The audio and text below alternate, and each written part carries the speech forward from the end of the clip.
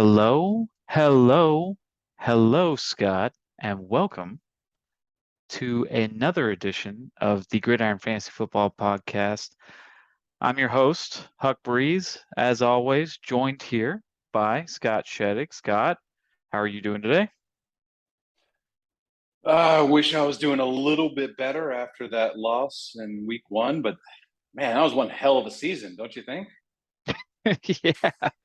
Yes, that was a lot. That was a lot. I had fun with you watching football on Sunday. We went out together, had a good time. You know, week one traditions are always important to go out there and start your year on a good note. Your Steelers won, so there's that. That's good. Good. There's a You know, silver lining. There yes, was good and bad to go with that. yes, the day is not a complete L. But yeah, and we'll talk about, how we take wins and losses as we go along. But let's start out the podcast as we usually do. We'll talk about something non-football related. Keep it light. So, what are you watching this week? Maybe something ahead, maybe something you watched last week. Anything interesting? Best thing I watched over the weekend that wasn't football was the Emmys. I watched that, and that was just. I always like watching Emmys and Oscar awards just to kind of see, if the shows I thought were really good, everybody else thought was really good, and if there's other things out there that maybe I missed or just I happened to not watch. But there was a lot of awards. Big winners being Ted Lasso. He was. I Hmm. mean, everybody just loves Jason Sudeikis right now. He's in on like a bunch of the skits and stuff. Succession, which if you haven't watched Succession, is a great show. Yeah. Um, the other ones were Dope Fiend, I think, was pretty good, and The Dropout, which is also another really good show. Hmm. She won an award, which she Amanda Seyfried, I believe her name is. She did really good in that show. So it was I it was nice to see the variety. I think I saw something about Abbott Elementary. Something Oh yeah, happened. yeah. Abbott Abbott Elementary Elementary is. won a bunch of awards. Yeah, yeah. They because they had a big part of like Abbott Elementary, for instance. The writer is using a lot of his own experiences, and so I think Mhm. they kind of had they were focusing on that and the fact like how much impact it's had on like community and stuff. It's supposed to be a really good show. I haven't Yeah. seen it yet though. Yeah, I have to catch up on that. I really haven't seen that. But yeah, I know I saw a lot of Emmy coverage. I didn't actually see it for myself. Was it Sunday or was it last night? No, it was last night. Yeah, Monday. yeah, Okay. yeah. Yeah, I yeah. I watched it last night. saw a bunch of coverage. Everybody thought it was thought it was good. I missed out on it. I was watching a little bit of Seahawks, Broncos. That also might have been something that contributed to a negative week one for you. But first, I'm watching. I know I've mentioned this past, but Peaky Blinders is just absolutely amazing. An amazing show. And week one last Thursday, I saw Gabe Davis, who I seen a few posts going around that his new nickname's going to be Gabe Ruth, in reference to one of the best baseball players of all time, and him just carrying fantasy teams in week one. But he was wearing Peaky Blinders cleats, so something giving tribute to them week one. So that was definitely interesting. But yeah, great show. I'm on the second to last season, and yeah, that's been filling my time in between football. We get football every day except for Tuesday, Wednesday, Friday. So this gives us time to catch up, do a podcast, talk about football, talk about the week that just was. So let's start out by this, like this. Okay. You just lost. I'm not trying to hate on you. I just won. Okay. It's not always going to be like this. It's going to change every week. I promise. Things will get better for you and worse for me.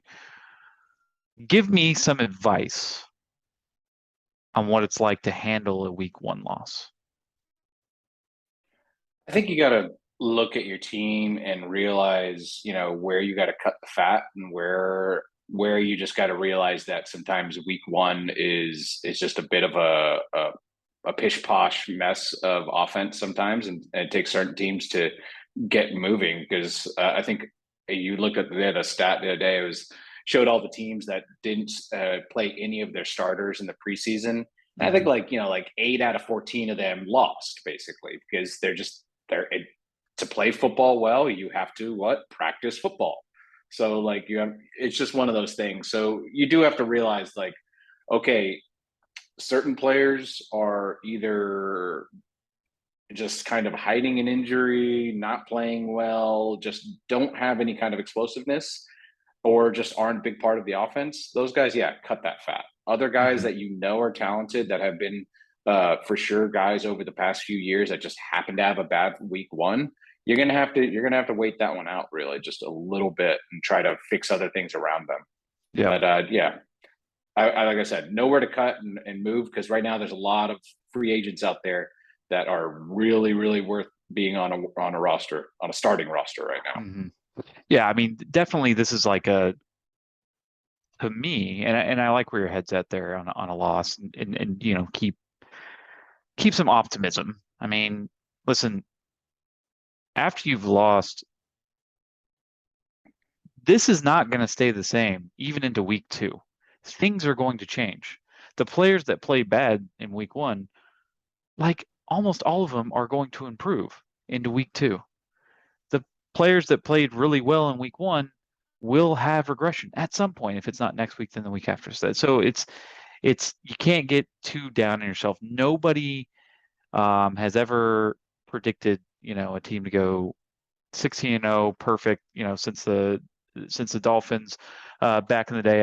They went 17-0, 18-0. You know, things are going to change as we progress. And that also works, you know, it leads into what I was going to say.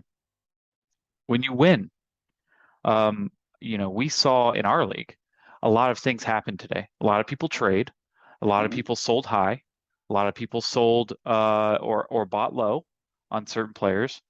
And I'm not saying that's wrong by any means, because, you know, whatever, but it is 1 week. It's 1 week, and there is, I mean, I'm sure we've all seen that lineup of that's kind of gone viral through the fantasy football community of the team that just fell apart. I think they had like Dak and T. Higgins and Najee and all that shit in week 1, and they're like, I can't believe this. Like, my team just imploded week 1. Like, if it's anything short of that, just calm down, okay? And if you won, you can't. So on the other side of the spectrum, there's some people who overact. There's also the people who stay just, they're just happy with their team. They just aren't going to do anything. I texted somebody today who, you know, a couple people came to me for trades in a couple of my leagues today and said, you know, would you like to do this? Would you like to do that? And I had a good week, you know, and I thought to myself, I don't want to change anything. I just won, you know, but that's not the mindset you should have, like, ever. Always be trying to improve. And it's hard because I told them, I was like, listen, I want to make moves. I want to change something.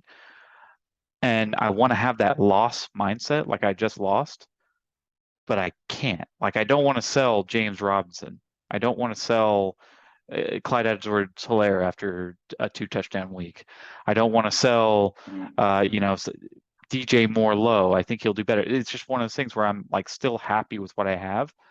But again, you can't be just so complacent that when that time comes, when you do start losing, you just snowball and fall apart. So you got to stay up to date, and you got to keep making changes.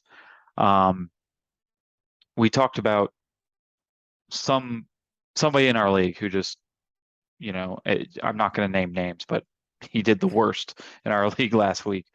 He wants to stay put. And I'm not saying that's bad, but he had a reputation for staying put last year as well, and just kind of sitting on his haunches.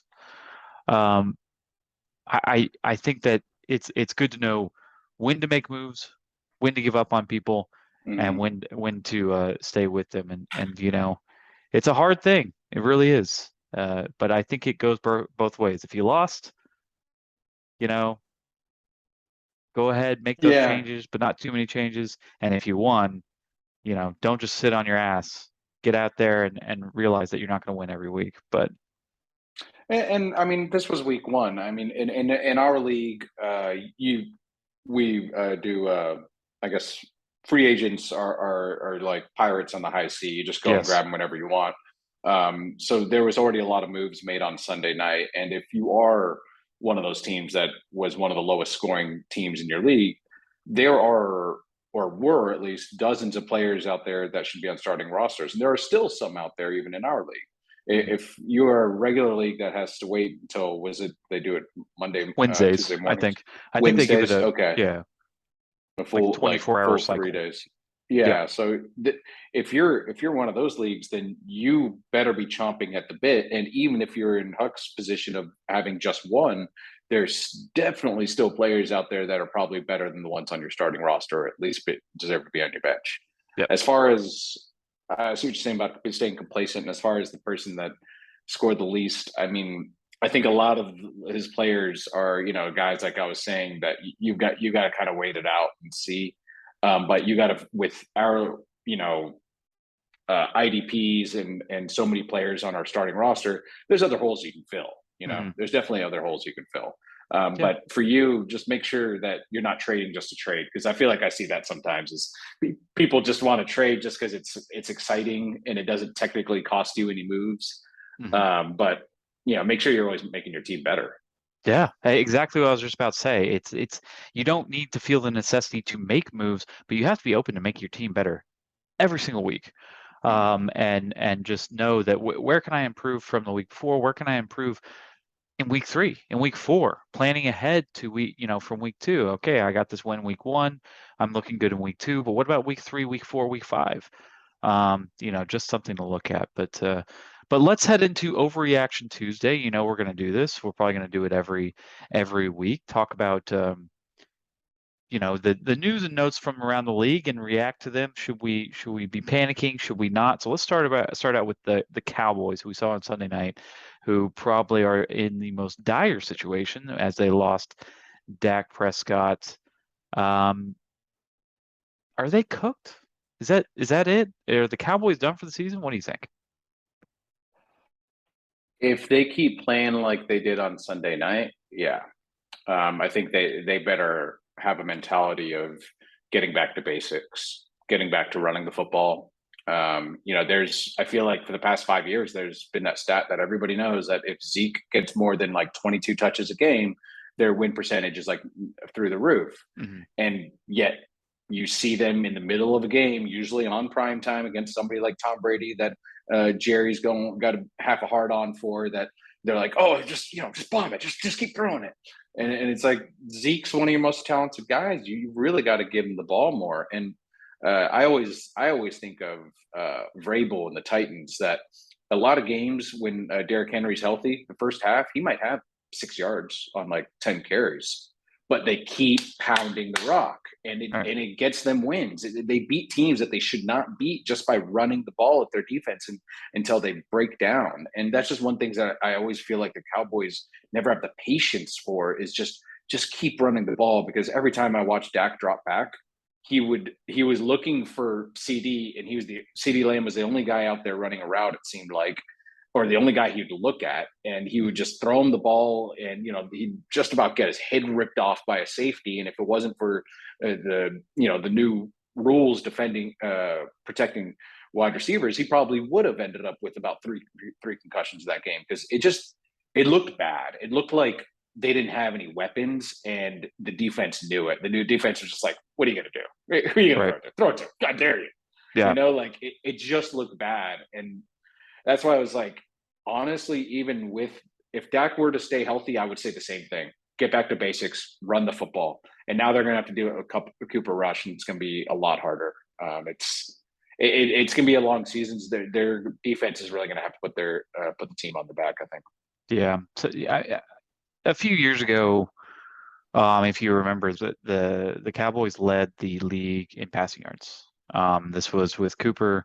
This was with Lamb. This was, with they had Dalton Schultz there. They absolutely crushed it. I think Dak, the year after, went down with that injury and was out. But in the first few weeks, they were still leading the league in pass yards. I Mm-hmm. think that's the dream of what Jerry Jones wants to do with the Cowboys is air it out and be this greatest show on turf type offense, with Zeke as a running back, and just having him as a versatile option. And he doesn't want to be that ground and pound clock control type, whatever. Uh, they don't have the pieces to do that. They signed Washington in the offseason, who hasn't played a down. They have Gallup, who has not played a down. Um, they had backup tight ends that left for other teams. You have CeeDee Lamb, you have Dalton Schultz, and you have a decent O-line and a decent run game. And you have to deal with the pieces that you have. And I think with Dak, that offense is still pretty dang good. I like it. But I think you're right in that the two of your best pieces are Pollard and Zeke.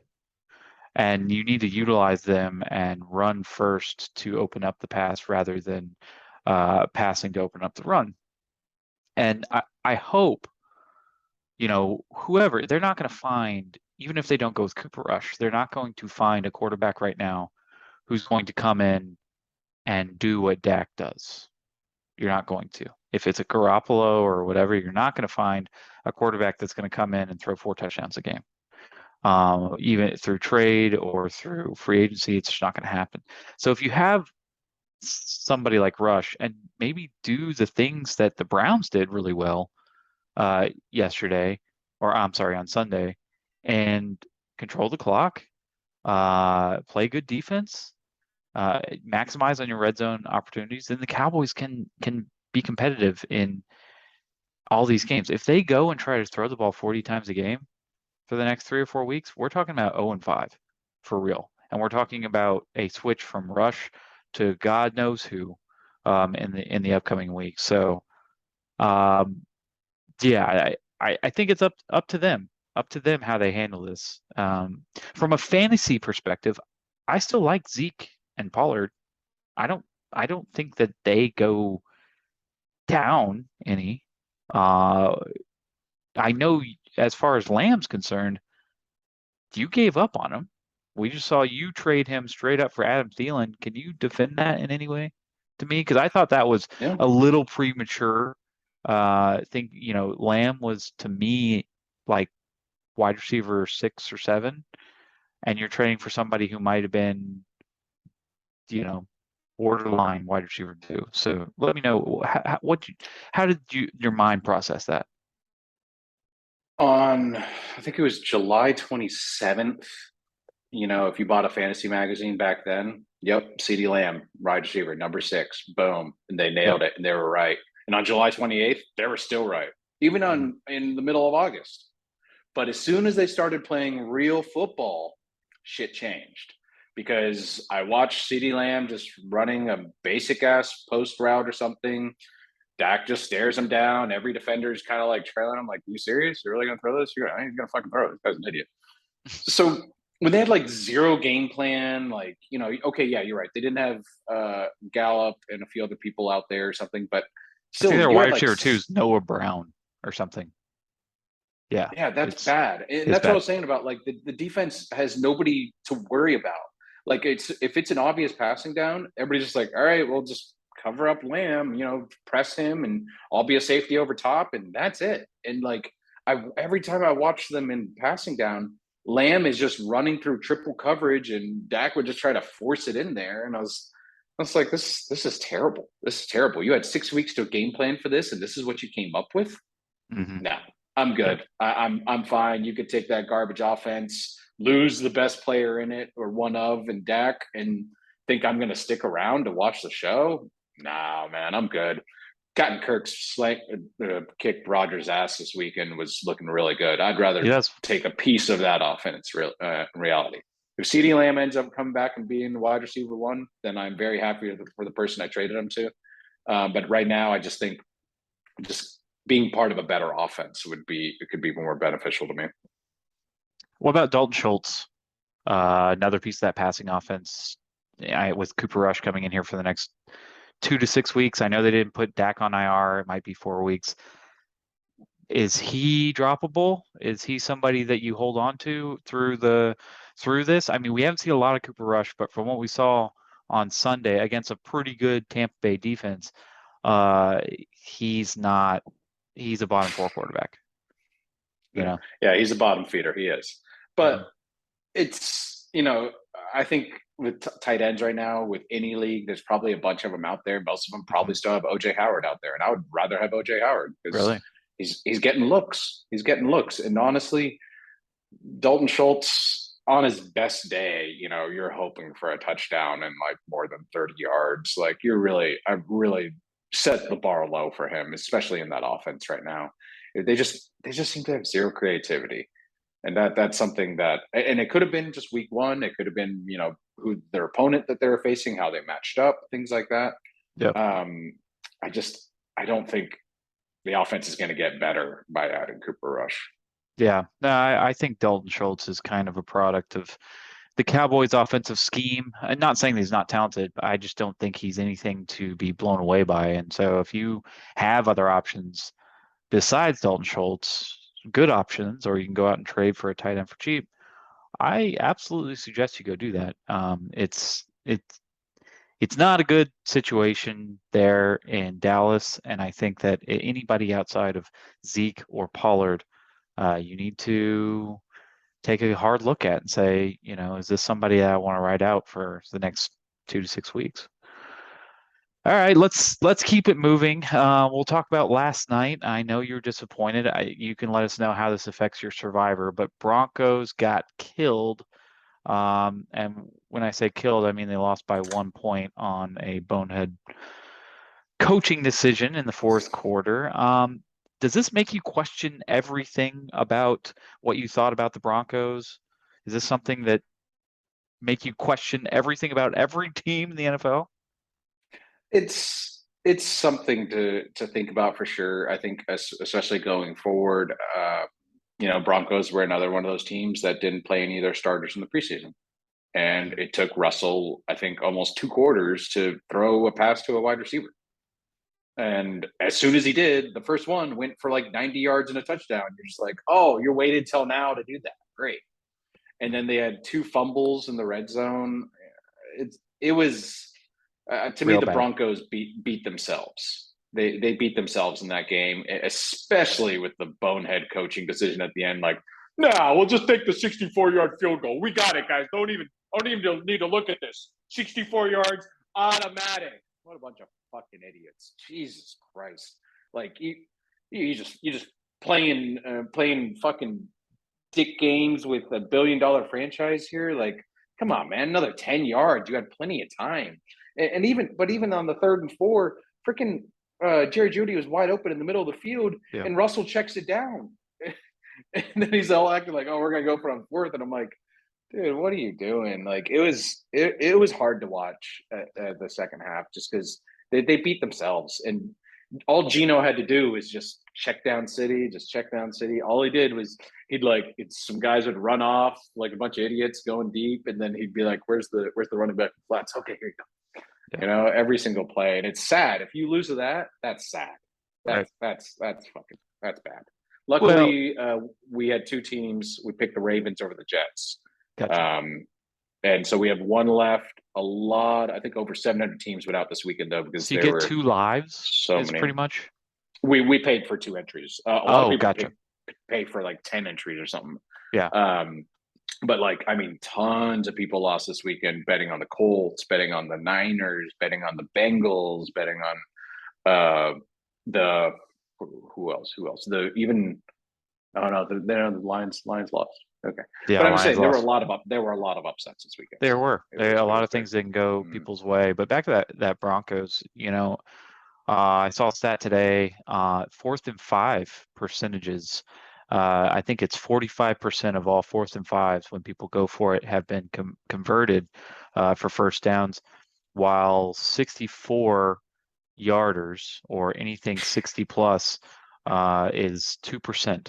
There's been 2 made out of the last 100, and that's just a disgusting number. So in 2022, when pretty much everything NFL does on a daily basis, from 2-point conversions to everything else, is done by the percentages.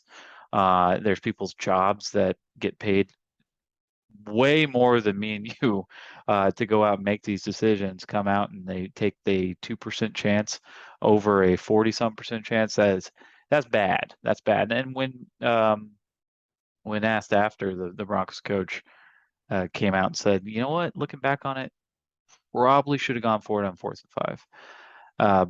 But yeah, so that is rough. I will say this though, all the sharp money. Sharp money, I don't know if you're familiar with that. Sharp money is reports from Vegas that do large amounts. So like they report large amounts of money that come in on one team. So the small money, the public money, are going to be these little $20, $30, $40 bets. Those were all on the Broncos. In fact, it was 90% of the public money was on the Broncos. The big money, a good percentage of it, was on the Seahawks. So you can kind of see where it's like pros versus Joes, which kind of got me thinking, it's like, why is that? But I really think that Seattle is just a really fucking hard place to play, especially during prime time, especially against Russell Wilson. Like, people are going to come in there and they're going to get loud, and you should see that, and you should consider that when you're setting fantasy lineups, when you're betting on teams that go in Seattle. They're a hard fucking place to play. I think Denver's a really, really hard place to play. I think Pittsburgh's probably a really, really hard place to play when you're on the road, especially in these night games primetime, because you're going to have just like every seat's going to be full and everybody's going to be loud. So I don't think this is a sign that the Broncos are bad. Okay, I think the Broncos will be fine. I think they'll still compete for the AFC West title, and I think that they'll be a team that's formidable and good as the season progresses. However, I think this is more about the Seahawks' home field advantage, and I don't think the Seahawks are very good. I don't think they're a good team. I don't think they're a good offensive team. I think it was also just they got up really big for Russell coming back. Right. The team, the defense, everybody there knows Russell really well, so they kind of knew his tendencies. They know how to play him, things like that. I mean, if you think about it, Baker didn't beat his old team either because they know him really well. Yeah. You know, so yeah, it just take that week one with a grain of salt. It's unfortunate that it happened for people who bet on the Broncos and people who took them in Survivor, but just know, I mean, this is the NFL. This is things that happen. Let's move on to the next subject here. Trey Lance. Is Trey Lance good? Give me a simple answer. We still need more game footage. We still need more minutes of him on the field. I mean, we haven't really seen him play much at all. He didn't look good this past weekend. I'll say that. Out of what I've seen, he did not look good because the Bears defense is not necessarily known to be extremely stout or by any means. They're kind of middle of the pack. And if you came out with that, and again, to me, like, the Niners have a good offense. The Niners have an offense that should work within the system, and if you trust the system, then it should put up points. If it doesn't, then there's either injuries or there's something's wrong in the middle. And to me, it seems like Trey Lance was not really making the best decisions. Every time I saw him, looked over at the Bears-Niners game, he was hesitating a lot. He tried to run it himself a lot. He would try to make reads and then take too long and he didn't have a clock in his head for his pocket. It's just, it looked like a guy that had been, the most football he had played in the last year was where he was wearing a red shirt and nobody could touch him. And it's like, oh, I'm really good. Look at me throw that. And it's like, yeah, that's cool and all. But like, at some point you have to put the Nerf ball down and you have to play real football. And what happened when he played real football is he lost to fucking Justin Fields. And before the season, I don't think anybody would have thought that Justin Fields was going to beat Trey Lance. But reality came to the ground when they actually played football. And there was a little weather, there was things like that. But there's just elements you got to deal with. And the Bears dealt with it too, and they had fun with it. Yeah. So I don't think there's any problem. I think it's just going to take a little longer for him to progress to get where people want him to be. And at the end of the day, the team did choose to pick to keep Jimmy. Yes. So, I mean, to me, that doesn't show much confidence in Trey. It's not a good sign. It's not not. a good sign for them to do that. Now, I will say that they played in the monsoon. Okay, that was the worst weather. So did the Bears. I understand. And the Bears outplayed them on the ground. The Bears outplayed them on defense, and they made, more.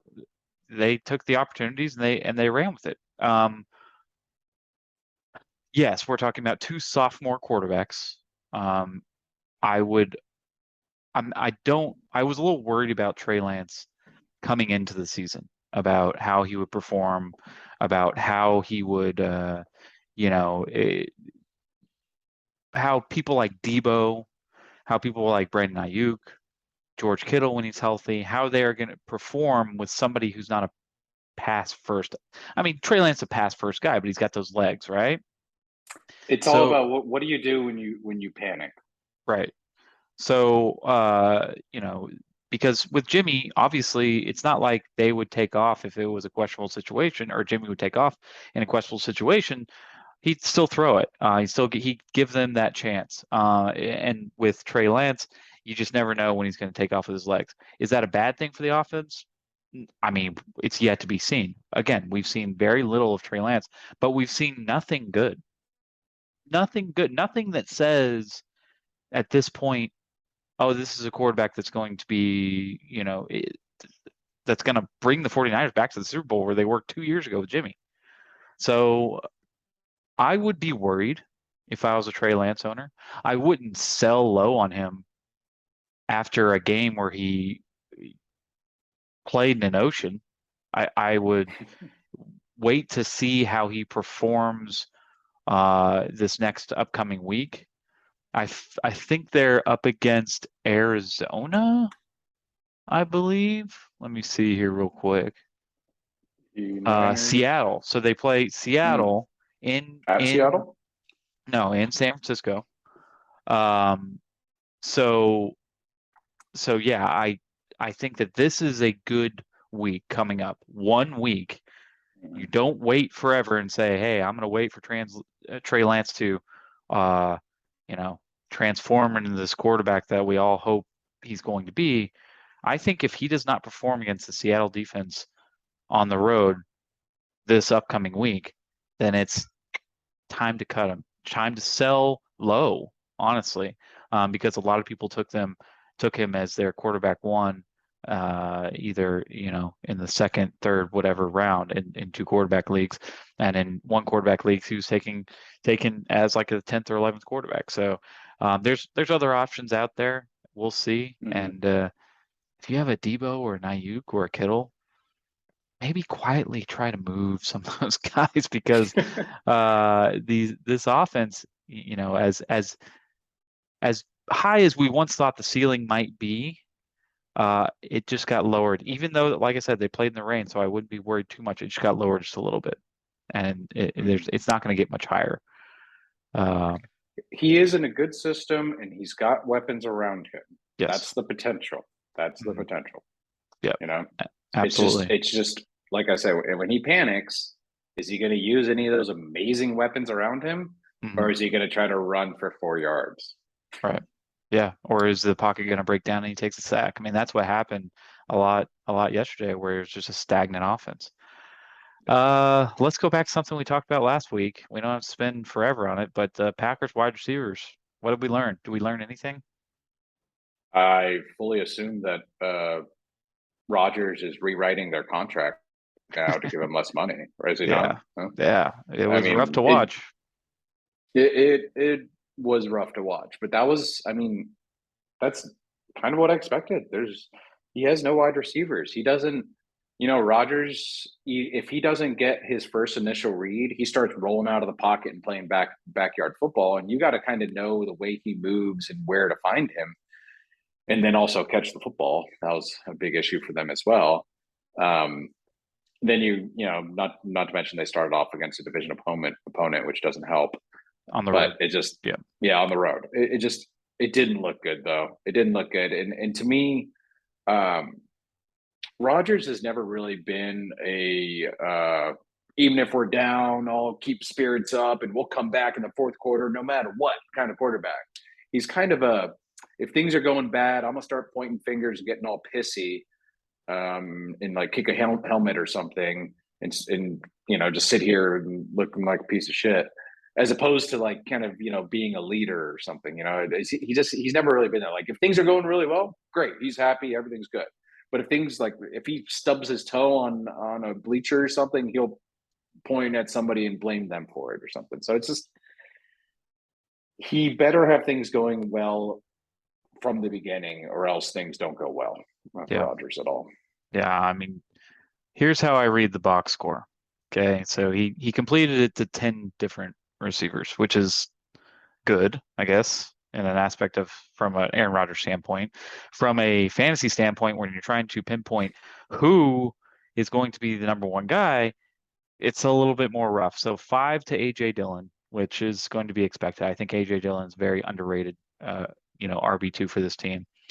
But then you got 4 to Dobbs, 3 to Tunyon, 2 to Christian Watson, and we saw that he dropped that wide open touchdown. That would have been a huge boost. I mean, people would have been picking up Christian Watson left and right if he catches that and takes off for it. He'd already be picked up in our league, but we see the stat line of 2 catches for 34 yards, 1 rush for 7 yards. People are just leaving him on the bench. He had so Sammy Watkins got 3 catches for 18 yards. The longest one was 9 yards. Randall Cobb got 2 for 14. Longest one was 8. So the old guys got all the short work. And when I say all the short work, 5 catches on 6 targets. And the young guys got a lot of the longer work, the more yardage work. I think that whether it's short-term value or long-term value, you have to go with Dobbs and you have to go with Christian Watson. Obviously, Lazard is coming back, but I think no matter if Lazard is there or not, Watson and Dobbs are your best bets going forward for yardage, for touchdowns, for everything.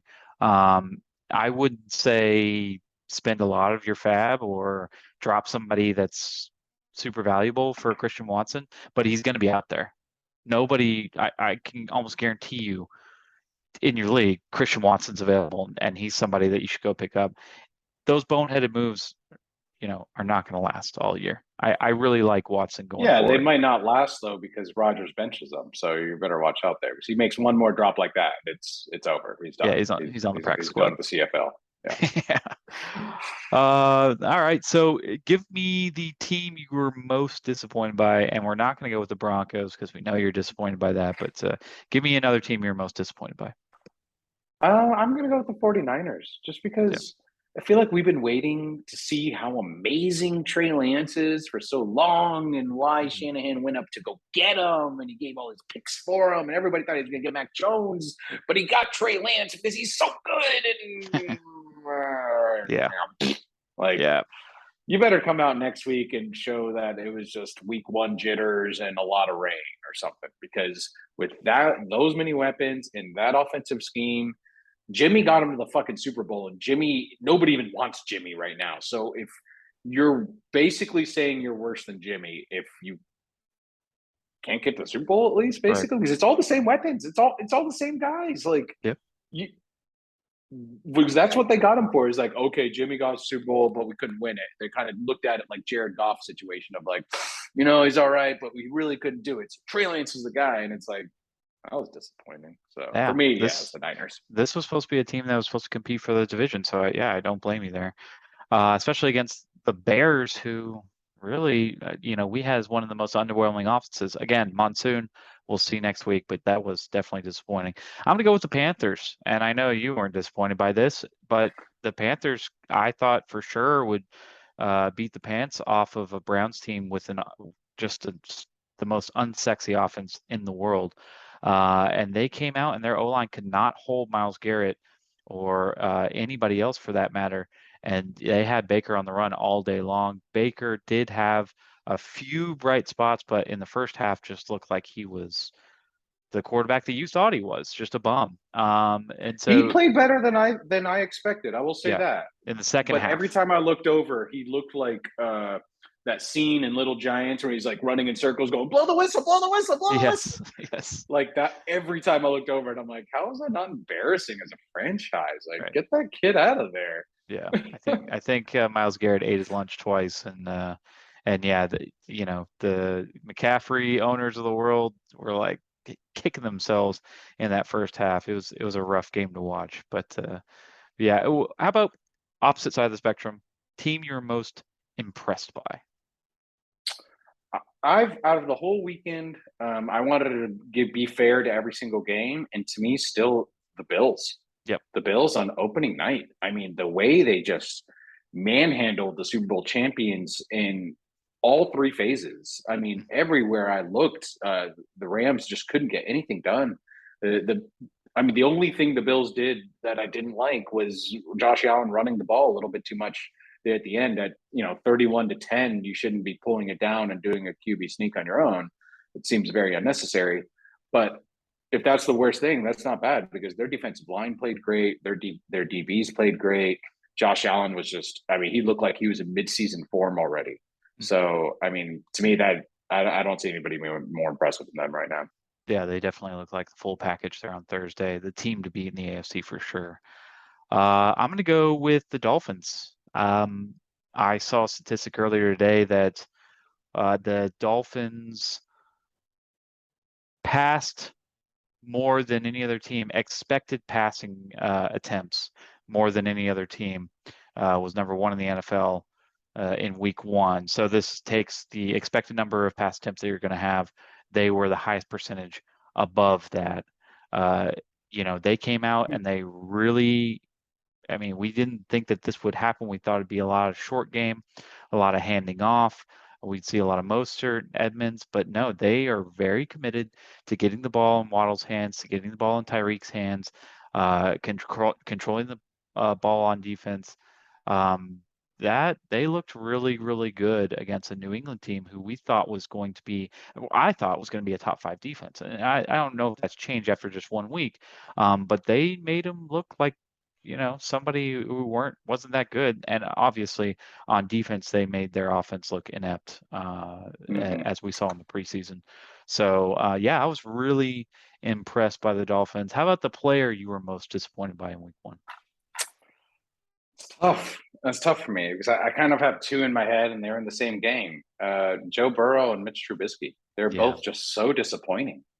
Joe obviously had all the turnovers, but he finally figured it out by the fourth quarter and started to look a little bit more like himself. Mitch Trubisky, honestly, like I'd rather watch Gino or Baker play just because at least Gino and Baker were like trying, or was Mitchell Trubisky just looked like he went out there and he was like, the defense going to win it for us, all right, and that's it. And it's like, dude, like you play the fucking game. Like you didn't turn the ball over, sure, but like took zero risk. Like Jesus, Just need a few more first downs in that second half. I needed him to look downfield. I needed him to make a pass downfield. I needed him to not check down everything. I don't know. It was quite an anemic offense. It was hard to watch. And they're still saying that he's going to start next week. So, like I said, they're probably just going to send Mitch out there until he looks like one of those big pieces of meat in that scene with Rocky where he's beating it up on the side. Like until he looks like that, basically, they'll just keep sending him out there. Like, oh no, you're good. And so those are my most disappointing. What about you? I was disappointed in DJ Moore. I know I'm sticking with the same game, but I thought that him and Baker would have a really good connection, and they didn't really show up, didn't really translate. 4 catches is really low. So I drafted him pretty high among all my leagues, and again, it's not something to sit there and panic about. But I would really, really like to see him come out and get a better connection in these upcoming weeks, because I mean, we're talking about somebody like CeeDee Lamb, where it's the obvious choice, where it's like Cooper Rush coming in, let's move him down our list, let's try to sell him off and panic over him. Like is DJ Moore a quiet panic? Is that connection there with Baker? It doesn't always have to translate to stats, but just watching that game and watching replays of that game, it just wasn't there. There was no urgency to get him the ball, and there was no, comfort in the pocket for Baker. So that was my disappointment. Player that impressed you most over the weekend, and the notes, I see something that kind of surprised me. Who was it? Well, it was Tua. It was Tua. I know I Wow. crapped on Tua a lot. I've crapped on Tua in the past, but watching him play on Sunday against a division opponent, who that division opponent was Bill Belichick and his defense, that was impressive. Because even though everybody in the stadium knew Tua can't throw the ball more than about 10 yards, he Drew Brees that shit, man. He just chopped them up. And the biggest thing is he's got weapons. He's got weapons all over the field. He's got a really good offensive minded coach. And it was just I was just looking at it and I was like, wow, you got Tua over here who can barely throw the ball with some of the best weapons in the entire league, and you got Aaron Rodgers over there who can throw the ball a mile, but nobody could catch it. And I'm just like, wow, like it's crazy because Yep. like before the season, I would have bet on Rodgers. Okay, no matter what, just tattoo him with the ball. Hopefully, it'll get stuck in their face mask and they can't drop it. But Yep. they don't. He always has just kind of been lined up, play some backyard football. I'll zip it to somebody faster and you can get there. It's never really been a big like offensive scheme of like, oh, we're going to do this, that, and the other, and make every play look the same. They never really gave a shit because they didn't have to. Rodgers is just going to go out there and win it. But watching Tua, that was impressive. It Yep. was very impressive. Waddle getting the ball, Reek getting the ball. Just he managed the game really well and looked good doing it. And the reason I said I was surprised is because, we got there, we were watching some football on Sunday, and we watched one play at, it may have been a couple shots deep and a couple beers deep, but we did watch Tua throw the ball like 7 yards on a curl that was coming back, and we all had a good laugh about that. But I think that we will see that going forward. But as far as managing the game, moving the ball down the field, you're right. Tua had a wonderful game. And hopefully we see more of that going forward. I was impressed with Taysom Hill, and I know it's like, oh, you're a homer, you're big into fantasy, you were pretty invested in Taysom Hill, and yeah, I took Taysom Hill across the board in fantasy this year, but I just seeing him on the field was like a game changer for this offense. It opened up the whole field, and you didn't see him as much in the second half. Maybe he was used as a decoy, or he just wasn't given the opportunities. But in that first half, breaking off huge runs and then taking that touchdown, it's like that whole drive, he literally put the offense on his back. And to have somebody who's listed as tight end to be that kind of weapon, to be that kind of catalyst in an offense with Chris Olave, Michael Thomas, Jarvis Landry, Kamara, I really feel like that makes the New Orleans offense that much more dangerous going forward. So I was very impressed by him and his limited action, and I hope that we get to see more of that going forward. As a gadget runner, somebody out of the backfield, tight end, receiver, etc. All right, so we did our overreaction Tuesday. Let's do a stud or dud. You ready for this? I'm going to name a player. You tell me if they are a stud for the rest of the season or if they are a fantasy dud. You ready for this? Oh, I'm ready. Geno Smith, fantasy stud or fantasy dud? I'm going to go with dud just because stud, meaning like top 10 quarterback, and I still fully assume him to be like right at 15. Yeah. Like, if you play defense against Geno, cover the flats. That's all you got to cover. Now remember that when I say fantasy stud, I mean 2 quarterback leagues. So Yes. Okay. I was going to say, in a one QB so if he's league, you can't, QB but yeah. 15, that's a stud, you know? But yes. So I mean, you think that he's lower than 15? I think he's right around 15. So I guess that means stud. Wow, Yeah. Geno's a stud. Wow. I mean, right now he's 11. So he was 11 in week 1, which is pretty good. He beat out Russ. He beat out, Tua. He beat out Justin Fields, Trevor Lawrence, all these, Joe Burrow. I mean, obviously we've talked about them having disappointing weeks, but he beat all of them out week one. You can expect all the people on top of him or that did better than him to be better than him.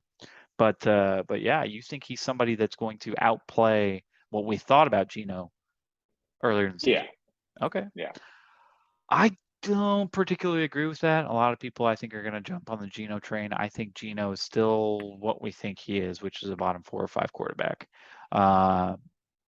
Week one was something special. Last night, that was something special. I think that you're not going to see a consistent, especially on the road, especially coming out against somebody like San Francisco defense. I think we see the Geno that we kind of expected. Numbers in the high 20s as far as quarterbacks are concerned on a weekly basis. Yeah, I'm not saying that DK Metcalf and Rashad Penny should be moved down by any means, but I think that QB 11 is far and beyond anything that Geno's going to do for the rest of the season. How about OJ Howard? I know you mentioned him earlier. Fantasy stud or fantasy dud? If Davis Mills likes him, he could be a stud. He could definitely be a stud because he's shown in the past that he's really good at running that little seam route up from the slot. Like, I think he's gotten like 90% of his touchdowns through that route. Mm-hmm. And if Davis Mills can hit him, dude, he's money. I like him. I think he could be a stud. That's a great start. And for Mills, who's still kind of coming into his own, to find somebody that he can trust in the red zone, that's huge. Yeah. This is super tough because I was a OJ Howard stan when he was back with Jameis in Tampa. I was absolutely in love with his physical presence, his physical tools, his speed, his catching ability. For whatever reason that's beyond my purview, OJ Howard did not work out in Tampa, did not work out with the Bills. They just didn't like him for whatever reason. Maybe he doesn't run the right routes. Maybe he has bad attitude. Maybe he's not as physically imposing as I think he is, but he latched on with the Texans, comes in week one, and he catches 2 touchdowns on 2 catches for 38 yards. 2 targets, 2 catches, 38 yards, 2 touchdowns. On pace to break the tight end record, with 34 touchdowns in the season. He looks amazing. I think he's a fantasy dud. I think Brevin Jordan's still the tight end 1 here. We've seen tight end weeks like this, especially in the red zone. If he would have gotten more than 2 targets, if it seemed like Davis Mills was dropping back and looking his way on most pass attempts or on more than just 2, then that might be somebody to look at on the free agency wire. But when you're looking at tight end, or when I look at tight end, I really want to see consistent looks and somebody who not only gets work in the red zone. Like, people love Dawson Knox. I hate Dawson Knox as a fantasy tight end. People love that guy as a tight end. And I don't understand why. Like, okay, he caught a touchdown or he catch 2 touchdowns. He even catch 1 touchdown every week or every other week. It's because he had great yak last year. Okay. I mean, fair enough. He had good yak. But I'm just saying, for tight ends, like, not many of them get more than 2 looks anyways. So at least there were 2 looks in the red zone. If it was wide receiver or something, sure. But it's just, there aren't that many good tight ends out there this year. So, like, to be a tight end stud is like, he could carry these 2 touchdowns for the next 5 weeks and he'd still be a stud compared to other tight ends. Yeah, I'm just thinking looks about as people who were free agents this week.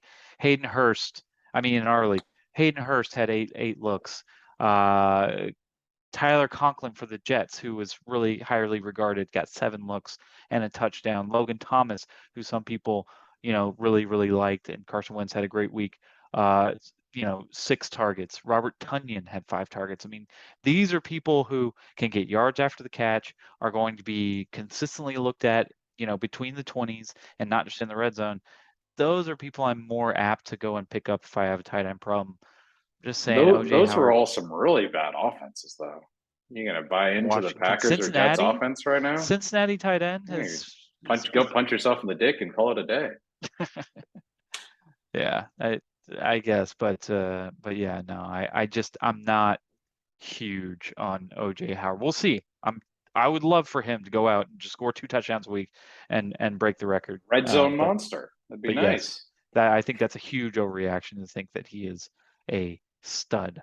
How about another one that hits close to home? I know you picked this guy up, Dontrell Hilliard. Stud or dud? I like him. I think he's a stud. I think that the Derrick Henry gets so much attention that when he's in there, that when he's not in there, people just don't even look at the running back very much. And Tannehill seemed to take a lot of his constructive criticism over the offseason because last year, I think it was like 50% of the time when he threw it to the wide receivers, it was either tipped or intercepted. So he was just like, let me just give it to Dontrell Hilliard here real quick. Just play it safe. I mean, it worked. Yeah, it worked. It worked. So I like him going forward. I think he's a good RB2. I don't think he'll match his point total he did this week, but I like him going forward, especially because Henry's still recovering from that Lisfranc. I don't think that's something you really come back from too quickly.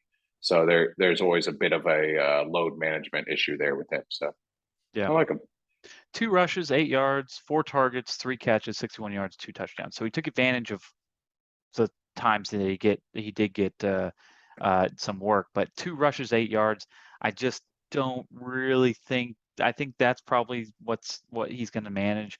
The way I look at this a lot, I think of Dontrell Hilliard as a Nyheim Hines, and somewhere along that line. And so whatever you think of Nyheim Hines and the work that he gets, would you want him as a running back too? In really deep leagues, yeah, like in our league, maybe he works out in some situations. But I would not pick up Dontrell Hilliard as a 50-50 split with Derrick Henry. That's not going to happen. No, I know. I'm saying down the road, they're eventually going to be like, hey, we can't give Henry the ball 30 times, basically, yes. Because they got to the postseason before, and then they don't have him, and they're basically screwed. So I think eventually he'll be, but he's RB2 for your pass catching RB running back that you need. Yeah, definitely. I mean, yeah, I think in this offense with the lack of receivers they have, there is room for 2 running backs. There's room for 2 running backs to be fantasy relevant, and I've liked Dontrell Hilliard in the past. I think he's a solid running back too. So at least for that team. Let's move it on here. Devin Duvernay, who we hyped up and Yahoo hyped up before the season, came out and caught 2 touchdowns. Is he a fantasy stud or is he a fantasy dud? It's tough to say because Lamar really doesn't have many people to throw the ball to. He's good at bombing it, so you have a good bomb once a game, it could save you. You still have a decent point total. But the thing is, you're not going to play the Jets every week. Every time I looked at the Jets and Ravens game, literally the Jets defense just couldn't keep a guy in front of them. That's all they had to do is just keep the guy in front of you. Every single time I looked over, the Jets defender is just chasing after this wide receiver, and it's like terrible. If he's faster, then give him a cushion.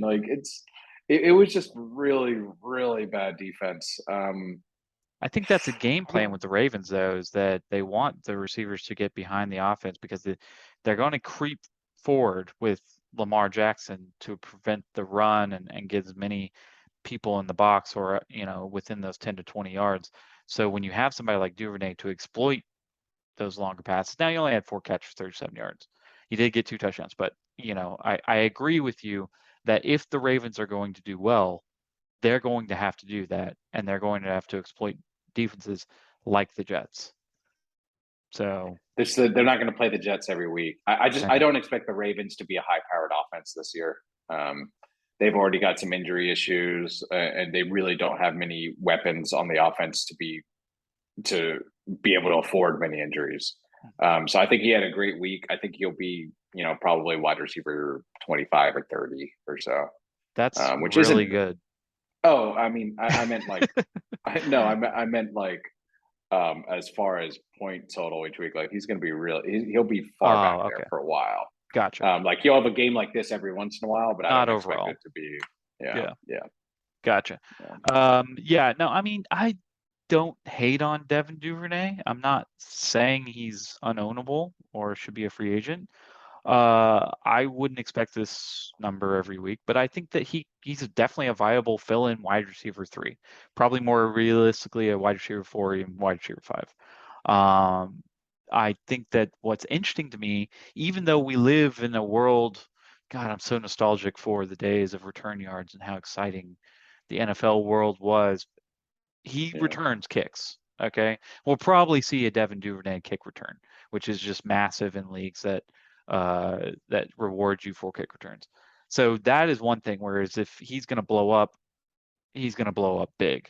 But I think there are going to be weeks where he gets one catch for whatever, and maybe an end around, and scores less than 5 points. So yeah, I think he's a dud. Somebody that you shouldn't get too excited about. All right. We did overreaction for teams and news. Let's do the fantasy freak out. Okay. Maybe we'll make this a weekly thing. We'll start out. You're going to tell me, should we freak out? Should we panic on this guy? Matthew Stafford. Freak out? I'd freak out. I'd freak out. He just, if you watch that game on Thursday, every time like a defensive lineman like breathed too hard on him, he just braced for the impact and got ready for the sack. And it was bad. It looked really bad. And then to hear right afterwards that they're like intrigued and talks about Jimmy Garoppolo, like that's really bad. And it's not good. If you go to the doctor and the doctor says, hey, you shouldn't throw a ball for the next 6 months, and you go, but doctor, my job is to throw a football. That's not a good diagnosis. I'm not reading that going, he'll be fine. What's that doctor know? What an idiot, right? So it's all sorts of bad news. If he had come out and played lights out on Thursday, I'd have been like, dude, nice job. Just go the Brett Favre route. Just take a bunch of pills, you go out there and sling it, whatever. But he didn't. He didn't. He went out there and he played scared. So, yeah, I'd freak out. Yeah, I think about if he was an NFL pitcher, which he obviously is not, or I'm sorry, an MLB pitcher, which he obviously is not. He's a quarterback. But if he was an MLB pitcher, he'd be done for the year. They would not let him pitch for the rest of the year, and he would have some kind of medical procedure so that he could be 100% the next year. That's worrisome because it's not a performance, it's not an age thing, it's literally health. It's his arm. There's something wrong with it, and so yes, I think that should have tipped people off prior to them drafting him, and so yes, I would absolutely freak out. How about the Steeler Najee Harris? Are you freaking out on him? Yeah, I am, because even before he got injured in the game, he had no explosiveness. He looked like a guy that's just going down the field going, no, I'm not injured. Look, I can jog. It's like, yeah, but dude, we don't need you to fucking jog. We need you to sprint and cut and spin and turn and stiff arm and fucking run people over. He ain't doing that, man. Mm-hmm. He really just kind of like, he did some basic steps here and there. As soon as the guy got close, he was just like, all right, you're going to tackle me? All right, cool. Let's get tackled. And then and later he got injured, which sucks. But like, even before that, he didn't look good. He did not look like the player last year where even when 4 guys got through the offensive line, he made 3 of them miss and gained 4 yards. He did not look like that guy at all. And then you add an injury onto it, and it's not good.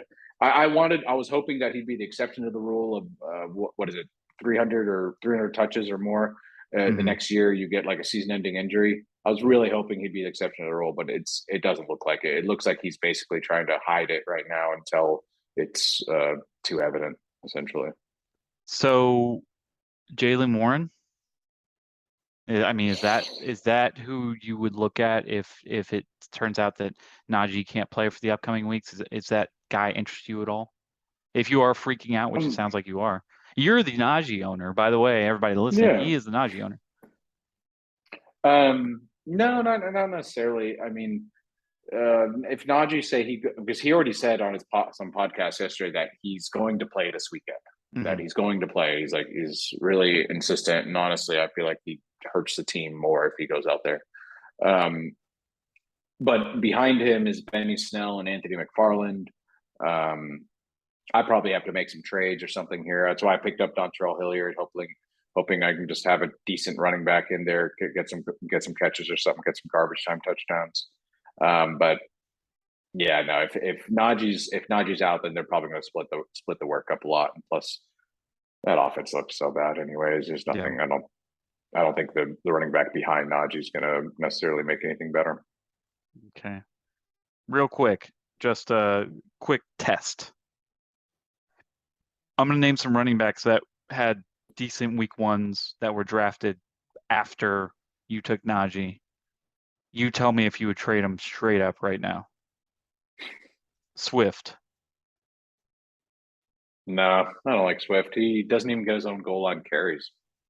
Mixon. Yeah, I like Mixon. I do. They had a bad week one, but I expect their Bengals offense to play a lot better going throughout the season. Javonte Williams. You mean the guys that can't hold on the ball in the red zone? No, I'm good. Leonard Fournette. Yeah, I like Leonard. Leonard's just a point monster, man. It's like he drafts himself in fantasy, I swear. Gotcha. Okay. Interesting. Yeah, I'd panic over Najee. I think that anytime you're talking about some kind of Liz Frank injury, that is rough. I think if you're talking about the backup for the Steelers, it's Jaylen for sure. He's unowned, and because like you said, Najee's probably going to play this weekend, but it's only a matter of time before his work starts to get either lessened or he's just taken off the field entirely. So I would definitely freak out on that end. How about Joe Burrow? Think it's time to freak out on him? He looked okay in the second half. Yeah, he got it together in the second half. I think he just kind of went out there and thought that they were going to just tear through the Steelers like they did last year, and they're like, "Oh shit, the game plan for me."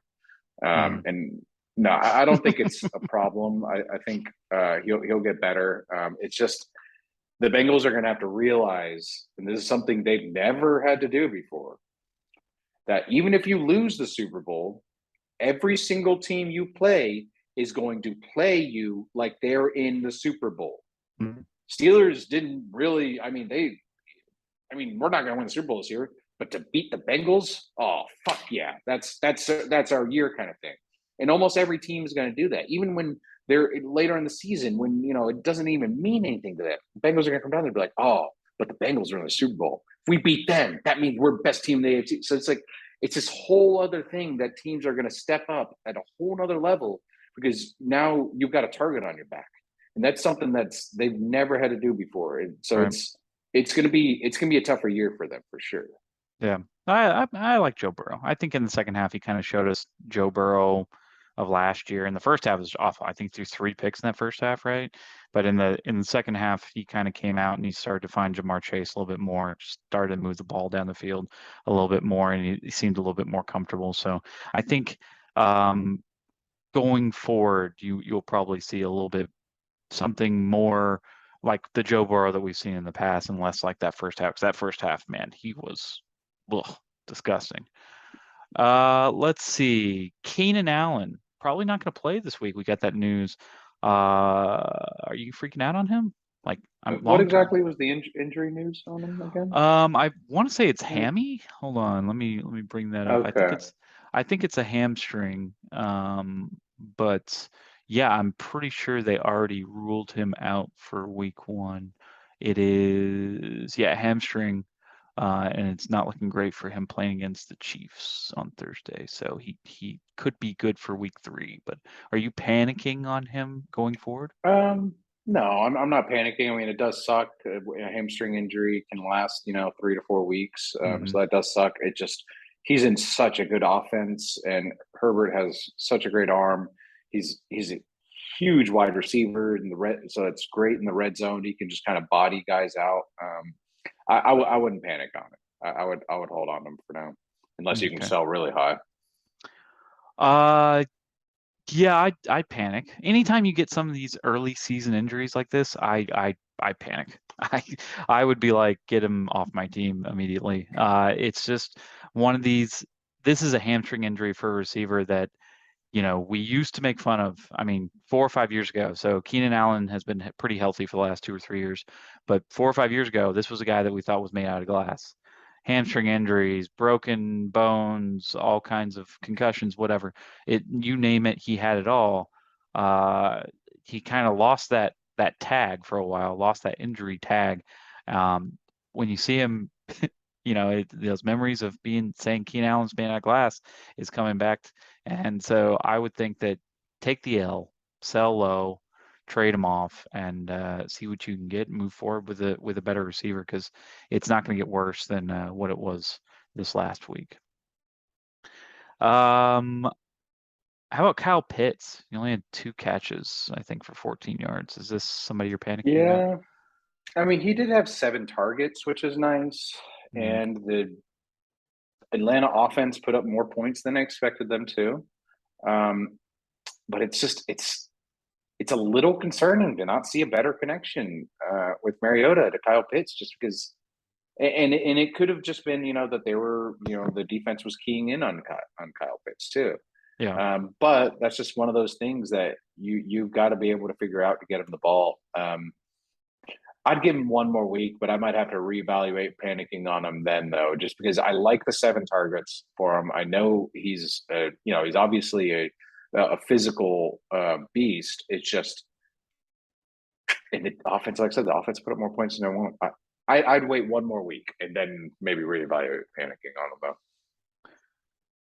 This isn't gonna be popular, but I think that Kyle Pitts is like a cornerstone for people who drafted him. I wouldn't trade him at all. I think you stick by him, sleet, rain, or earthquake, or whatever happens, Or no matter who's Mariota. playing quarterback. Yeah, I mean, it's just I think that he's going to be the focal point in that offense, and they're going to try to get him the ball. They didn't try to do it in week 1.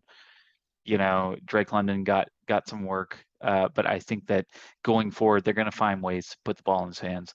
He's going to get his. I would not panic on Kyle Pitts. I would not sell low. In fact, I'd try to sell him higher and just say, hey, this guy's going to do better than we Good actually luck at thought. that. That was a decoy. Yeah. Yeah. But yeah, no, if you can get Kyle Pitts wherever you can, go ahead and grab him, because I think he's going to be great. All right. You ready to get into the gambling corner here? Talk about some money. Last week was very bad.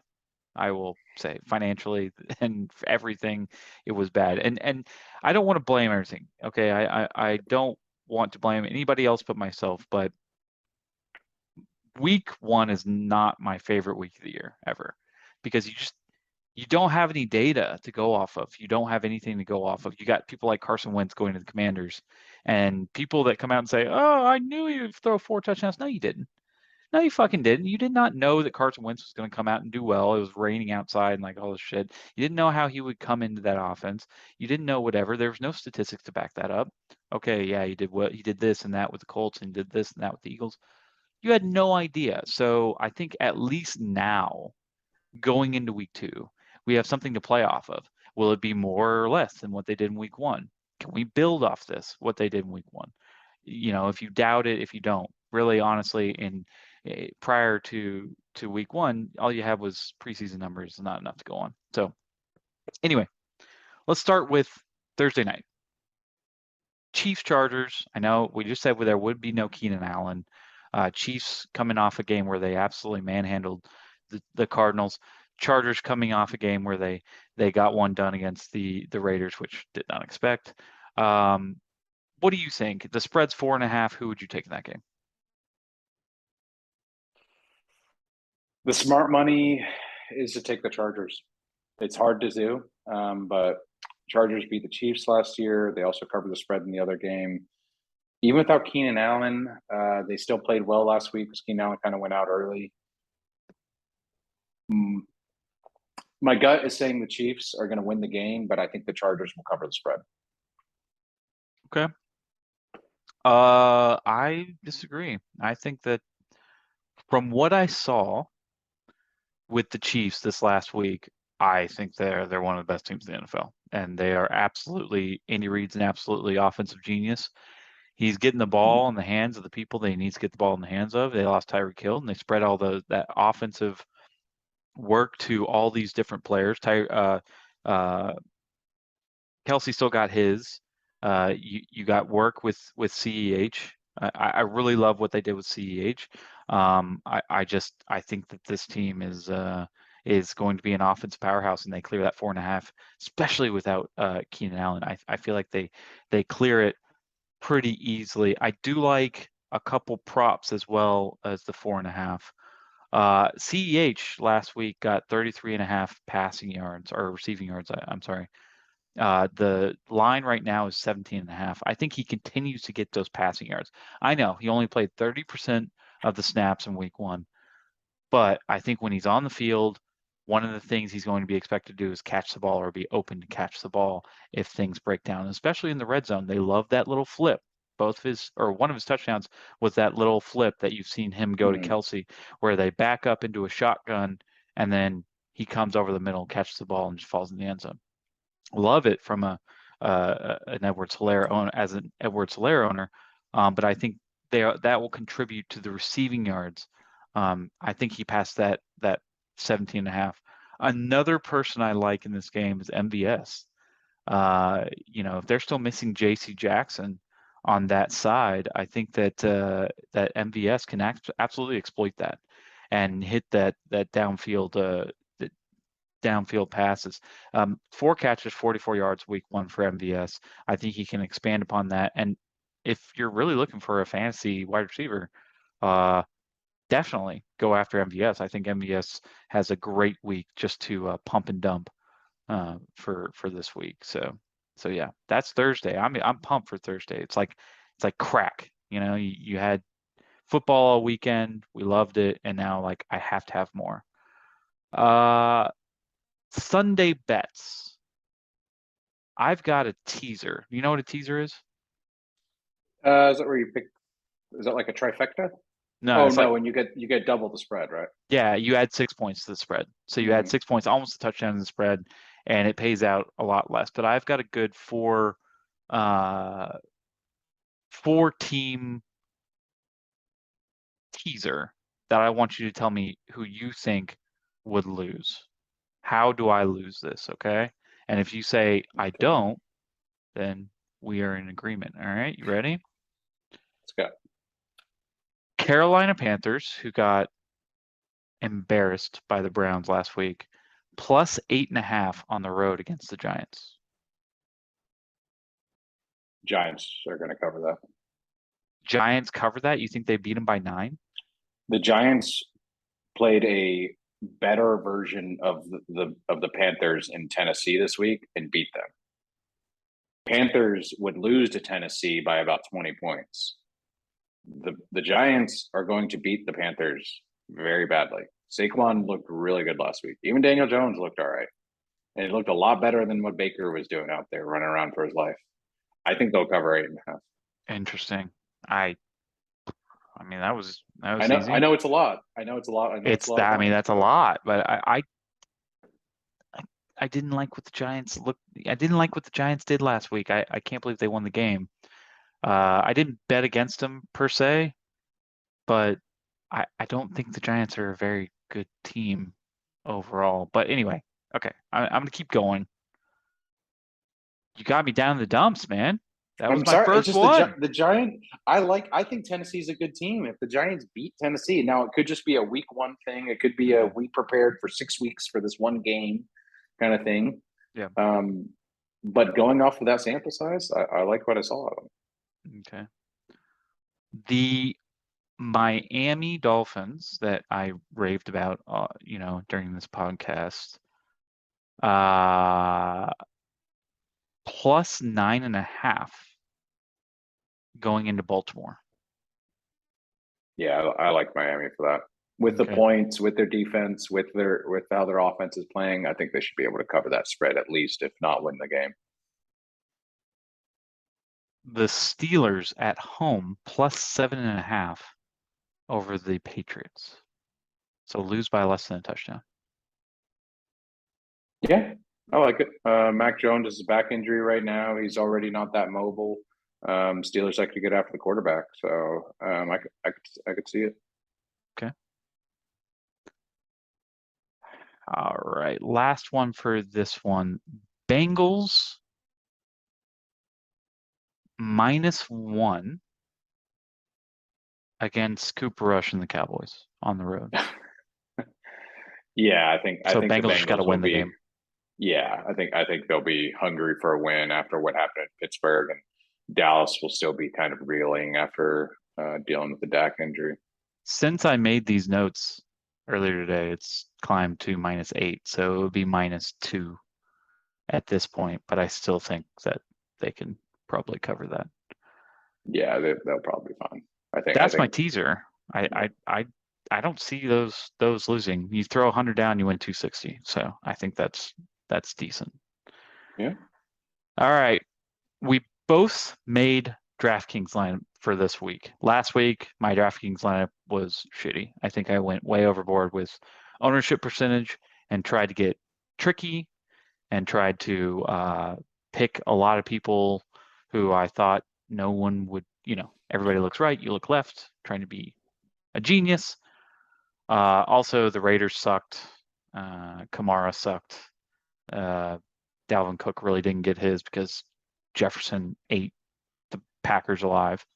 So it was definitely a down week.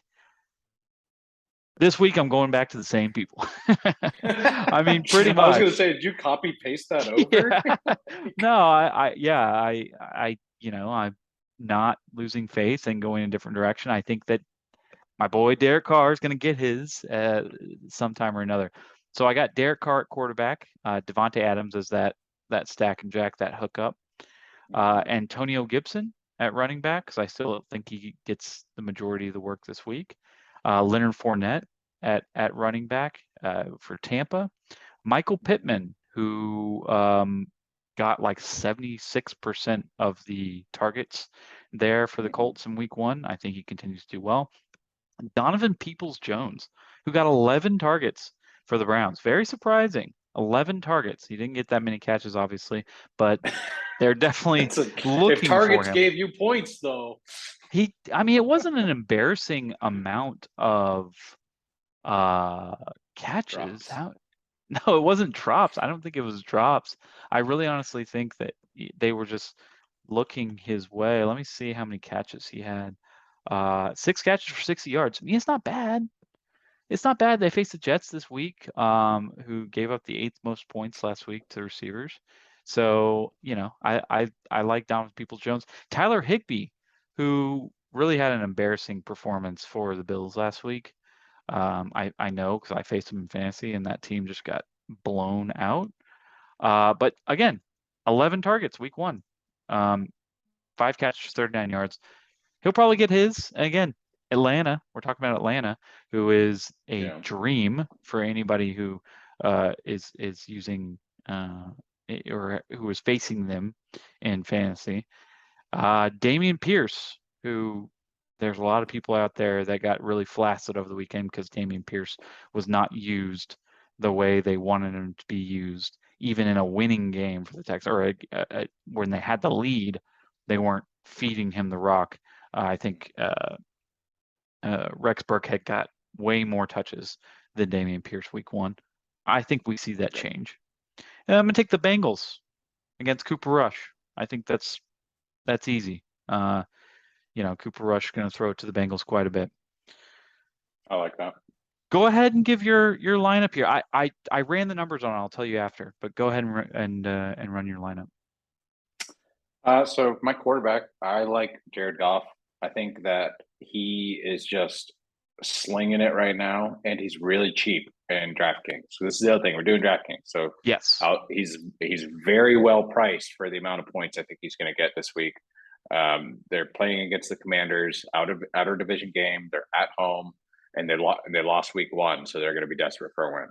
Mm-hmm. Running back, I like Saquon. Saquon killed it last week. I think he's going to have another good week as the whole offense goes through him.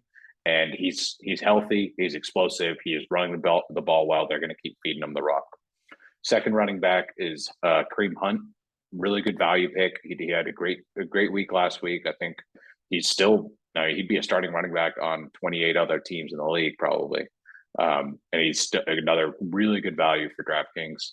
Hmm. Wide receivers, I know we didn't like him either or much either earlier, but Duvernay, if Lamar's looking his way still in the red zone, and Yep. Lamar's trying to prove that he's more of a passer than people think he is, and to keep his health, so that since he's on a contract year, last game there were a lot of times where everybody in the Jets defense had their backs turned, and normally he would take off running, but he threw it instead.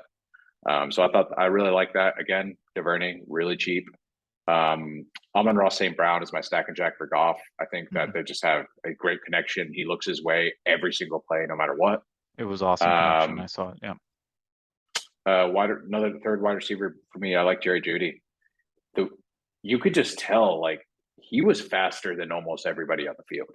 Yeah. When his crazy legs started going, you're like, oh shit, get that guy the ball. Like Hmm. that first touchdown is just like, dude, you need to look his way a little bit more.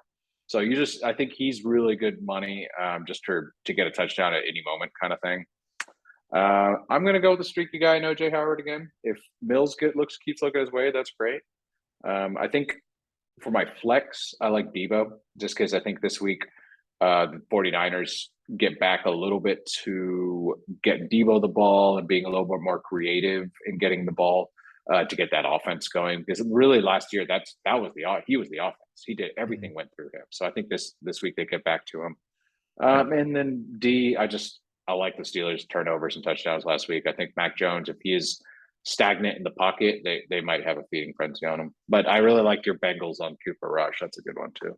I was just about to say I really like your Steelers against Mac Jones. That offense looked really stagnant last week and really could not move the ball. And I guarantee you, I mean, when I play these DraftKings tournaments, it's all about ownership percentage. That's like the biggest thing I look at. And I'm sure everybody and their mom is going to be on Cincinnati this week. They're all going to be taking the Bengals and they're going to try and attack Cooper Rush.